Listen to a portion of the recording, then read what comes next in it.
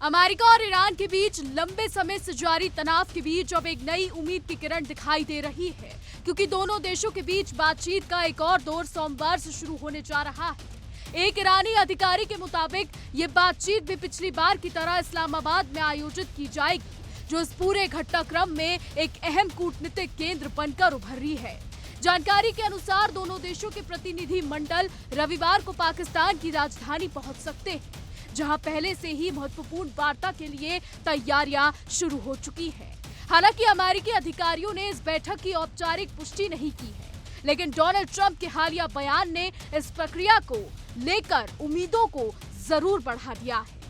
Trump ने Arizona में turning point USA के एक कार्यक्रम में कहा कि बहुत सी अच्छी चीजें हो रही हैं और जल्द ही एक डील हो सकती है, जो ये संकेत देता है कि पर्दे के पीछे बातचीत काफी आगे बढ़ चुकी है। बता दें, ट्रंप ने यह भी जोर दिया कि इस प्रक्रिया को तेजी से आगे बढ़ाया जाना चाहिए, क्योंकि उनके अनुसार कई प्रमुख मुद्दों पर पहले ही चर्चा हो चुकी है और सहमति बनने की दिशा में प्रगति हुई है। ये बयान ऐसे समय पर आया है जब पश्चिमी एशिया में तनाव अपने चरम पर है और अंतर्राष्ट्रीय समुदाय किसी भी तरीके से कूटनीतिक सफलता की उम्मीद कर रहा है। खासतौर पर ईरान से जुड़े हालिया घटनाक्रम और क्षेत्रीय अस्थिरता ने वैश्विक स्तर पर चिंता बढ़ा दी है। ऐसे में अमेरिका और ईरान के बीच संभावित समझौता न केवल द्विपक्षीय संबंधों को सुधार सकता है, बल्कि पूरे क्षेत्र में शांति की दिशा में एक बड़ा कदम साबित हो सकता है। बता दें, इस पूरी प्रक्रिया में पाकिस्तान की भूमिका बेहद महत्वपूर्ण बन गई है।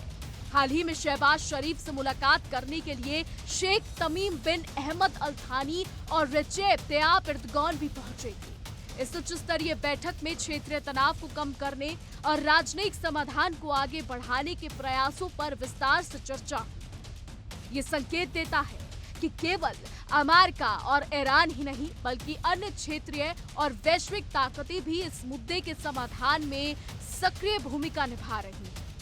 वहीं कतर और तुर्की जैसे देश लंबे समय से मध्यस्थता और संवाद को बढ़ावा देने में अहम भूमिका निभाते रहे और उनकी भागीदारी इस प्रक्रिया की ओर मजबूत बना सकती है। तो इस कड़ी में पाकिस्तान के सेना प्रमुख आसिम मुनीर का हालिया तेहरान दौरा भी बेहद महत्वपूर्ण माना जा रहा है। उन्होंने तेहरान में ईरान की संसद के स्पीकर मोहम्मद बागेर गालिबाफ से मुलाकात की, जहां दोनों पक्षों ने क्षेत्रीय स्थिति और संभावित कूटनीतिक रास्तों पर चर्चा की। ये दौरा ऐसे समय पर हुआ जब अमेरिका और ईरान के बीच बैक चैनल संपर्क पहले से ही सक्रिय है और पाकिस्तान इन संदेशों के आदान प्रदान में एक पुल का काम कर रहा है। अब इससे यह स्पष्ट होता है कि बातचीत केवल औपचारिक बैठकों तक सीमित नहीं है, बल्कि पर्दे के पीछे भी लगातार प्रयास जारी है। वहीं फील्ड मार्शल आसिम मुनीर, जी हां, पाकिस्तान के दुलारे फील्ड मार्शल आसिम मुनीर के इस दौरे के दौरान उनका स्वागत अब्बास अरागची ने किया, जो इस बात का संकेत है कि ईरान भी इस संवाद को गंभीरता से ले रहा है और आगे बढ़ाने के लिए तैयार है। इस यात्रा का मुख्य उद्देश्य आगामी वार्ता के लिए माहौल तैयार करना था, ताकि दोनों पक्ष किसी ठोस नतीजे तक पहुंच सके। इससे पहले 11 से 12 अप्रैल को इस्लामाबाद में हुई बातचीत बिना किसी समझौते के समाप्त हो गई, जिससे ये साफ हो गया था कि दोनों देशों के बीच मतभेद अभी भी गहरे हैं। लेकिन मौजूदा परिस्थितियों और बढ़ते अंतर्राष्ट्रीय दबाव के चलते अब दोनों पक्ष अधिक लचीला रुख अपनाते नजर आ रहे हैं।